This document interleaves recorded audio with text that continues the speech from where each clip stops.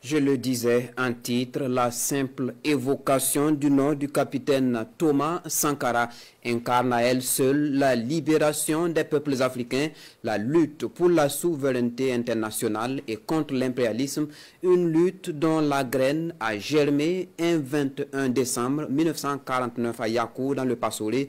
Jeune officier de l'armée voltaïque, Thomas Sankara va surtout s'illustrer dans la formation des jeunes militaires, secrétaire à l'information dans le gouvernement du colonel Seyzerbo, premier ministre du médecin commandant Jean-Baptiste Ouédraogo. Il devient chef de l'État le 4 août 1983. Assassiné le 15 octobre 1987, Thomas Sankara reste encore vivace dans les consciences collectives.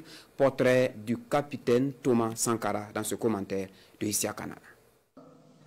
L'impérialisme, le néocolonialisme, les hiboux au regard bruyant, anti-impérialiste, panafricaniste, souverainiste, sankariste.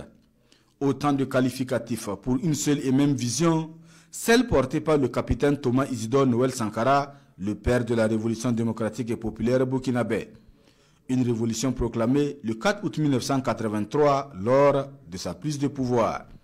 Né le 21 décembre 1949 à Yakou dans la province du Passoré, Thomas Sankara fréquente l'école primaire à Gawa dans le sud-ouest où il est aussi enfant de cœur, puis ses études secondaires au lycée Ouezan Koulibaly de Bobo Dioulasso et le second cycle à Ouagadougou au Prytanée militaire du Kadiogo.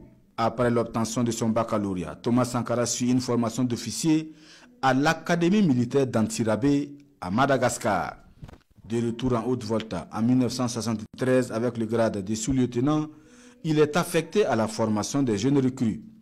En 1974, il s'illustre militairement lors de la première guerre entre le Mali et la Haute-Volta. En 1976, il est commandant du Sénèque, le Centre national d'entraînement commando situé à Pau, dans la province du Naouri. Militant de gauche, nourri aux idéaux de l'internationale révolutionnaire et prolétarienne, il fonde avec des amis et camarades politiques comme Blaise Compaoré, Henri Zongo, Jean-Baptiste Boukari Lengani, le regroupement des officiers communistes ROC. Thomas Sankara est nommé en septembre 1981 secrétaire d'État à l'information dans le gouvernement du colonel Seyzerbo sous le CMRPN, le comité militaire de redressement pour le progrès national, avant de démissionner avec fracas avec cette formule devenue célèbre « Malheur à ceux qui bâillonnent leur peuple ». Le 7 novembre 1982, un coup d'État contre le CMRPN porte au pouvoir le médecin commandant Jean-Baptiste Ouédraogo. Sankara devient premier ministre en janvier 1983. Le 17 mai de la même année, il est limogé et mis en résidence à surveiller.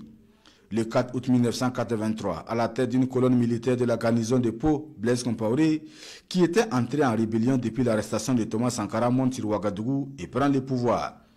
La révolution démocratique et populaire RDP est ainsi proclamée, son organe dirigeant est le Conseil national de la révolution et le capitaine Thomas Sankara devient président du CNR, chef de l'État.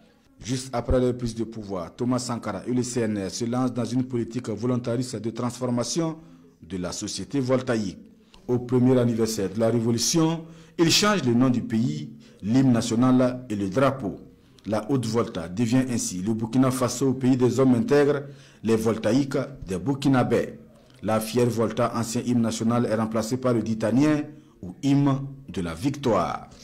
En 1986, il dénonce les dérives de la Révolution et appelle les révolutionnaires à l'unité contre l'impérialisme, le néocolonialisme et la domination étrangère pour bâtir un Burkina libre, digne et intègre.